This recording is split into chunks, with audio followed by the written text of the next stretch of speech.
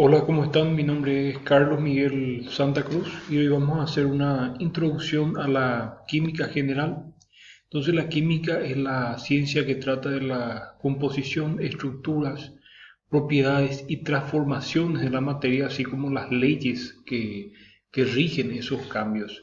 Por ejemplo, gracias a la química podemos conocer la composición de los alimentos, su composición en macronutrientes y también su composición en micronutrientes. Entonces podemos observar acá estos elementos que se observan, entonces hierro, zinc, calcio, magnesio, que están presentes en algunos alimentos y gracias a la química podemos clasificarlos, podemos definirlos, entonces, y también podemos conocer las propiedades que tienen dentro y fuera de los organismos vivos.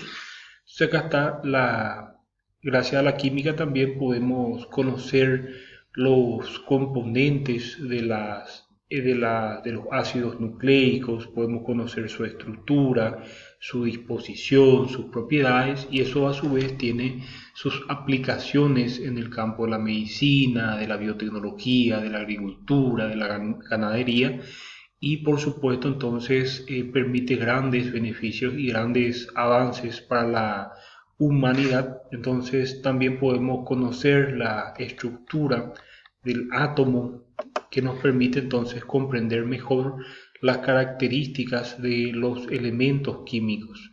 La química tiene una gran influencia en la historia mediante grandes acontecimientos, por ejemplo, desde la producción de la pólvora, que hoy día conocemos, que está compuesto por nitrato de potasio, carbón, azufre, hasta las guerras mundiales, por ejemplo, en que intervinieron las explosiones nucleares. Entonces, y hoy día la energía nuclear, aparte en los armamentos nucleares, también se utiliza para producir energía eléctrica. Entonces, este es básicamente un esquema de cómo se utiliza la energía nuclear para poder producir esa energía eléctrica. Se coloca en los materiales radiactivos, que puede ser el uranio, el plutonio, por ejemplo, entonces en unos reactores nucleares y eso emite una gran cantidad de energía calorífica que se pone en contacto con agua. Entonces, al entrar en contacto con ese material caliente, el agua automáticamente pasa al estado de vapor y ese vapor hace girar una turbina que produce la energía eléctrica. O sea, de esa manera se transforma la energía nuclear en energía eléctrica. De esa manera también en la agricultura, gracias al uso de pesticidas, de plaguicidas, de muchos compuestos químicos, se logran eliminar algunos agentes, algunas plagas que impiden la producción adecuada de los alimentos y eso hace que aumente el rendimiento de los cultivos y se abarate en algunos casos el costo de producción. Entonces, desde ese punto de vista también en la agricultura, desde el punto de vista del uso de los pesticidas y también los fertilizantes que potencian entonces la producción de ciertos vegetales, entonces también la química en ese punto encuentra una aplicabilidad práctica. También contribuye, por ejemplo, en el uso de plásticos. Sabemos que los plásticos se usan ampliamente en la industria de las bebidas, las telas sintéticas. Entonces, los plásticos, los polivinil cloruro, por ejemplo, entonces, que se usan para almacenar algunos alimentos, algunos líquidos. También en el área de los medicamentos que se usan ampliamente, entonces, en la industria farmacéutica, su composición son compuestos químicos que tienen una función específica, característica específica y que son efectivos en algunos casos para tratar determinado tipo de enfermedades. También los cosméticos, entonces los conservadores a los alimentos, por ejemplo, los aditivos que se adicionan a los alimentos con fines conservativos o para potenciar ciertos caracteres organolépticos, entonces tienen un código de clasificación para definir cada aditivo alimentario. Entonces los principios químicos contribuyen al estudio, por ejemplo, de la física, la biología, la agricultura, la ingeniería, la medicina, la investigación espacial, la oceanografía y muchas otras ciencias.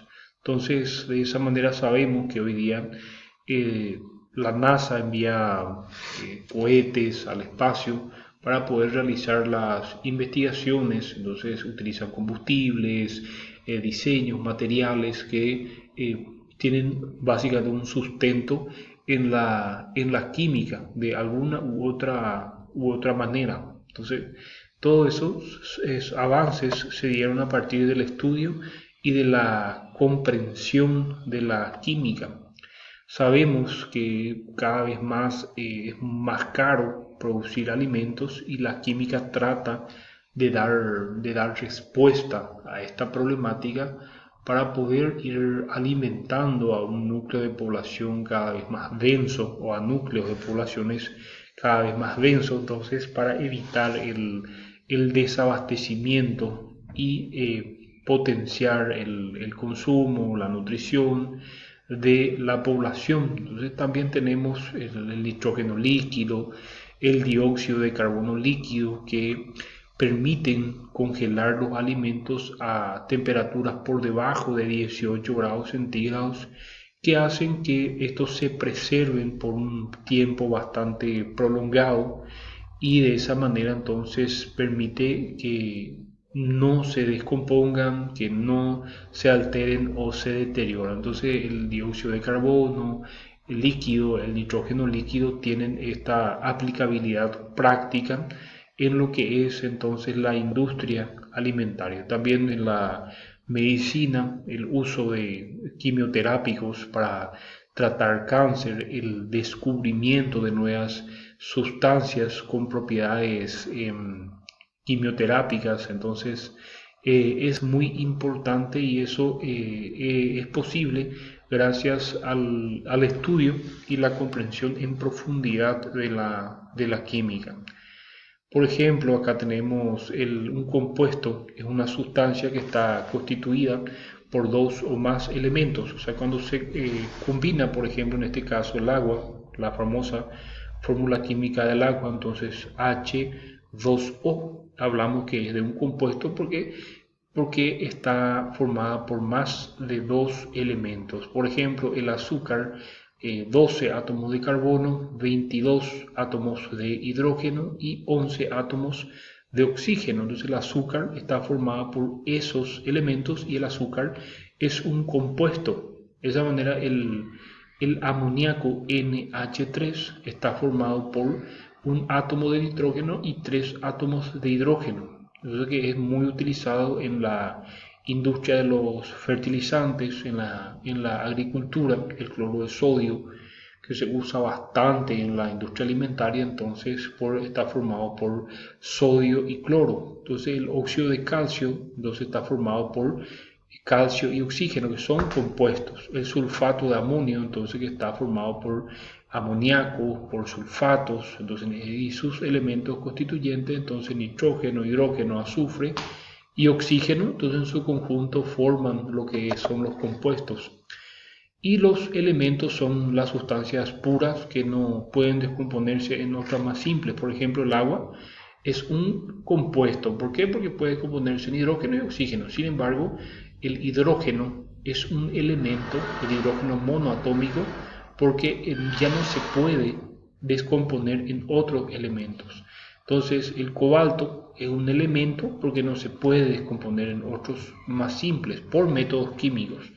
El fósforo, el hierro, el zinc son todos elementos porque eso ya no se puede descomponer en otras sustancias más simples por métodos químicos. Entonces tenemos las propiedades físicas y tenemos las propiedades químicas. Entre las propiedades físicas tenemos la densidad, la maleabilidad y se define que una propiedad física es aquella propiedad donde no existen cambios en la composición de las sustancias. Si el agua, por ejemplo, pasa del estado líquido al estado de vapor, el agua sigue siendo agua, H2O. Es decir, que no hay un cambio en la composición química, solamente es un cambio de estado. Entonces, eso es un cambio químico, es un cambio físico.